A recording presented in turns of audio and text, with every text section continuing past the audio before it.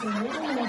Okay, so, para malaman natin kung sino yung final mananalo, sino ang mas magaling, boys o girls? Sino ang para sa girls?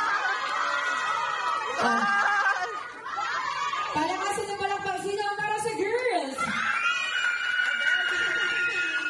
Buti na lang, tiglilima yung anak mo. Sino ang para sa boys? Maraming salamat, girls, sa inyong pagpapasinta. Maaari na kayo maupo. Mahalaga maganda kayo ngayong araw. Maraming salamat. Okay, boys, dahil kayo na ang ating final group, this time maglalaban na kayong tatlo. Pero malaman natin kung sino ang mag-uwi ng ating air condition.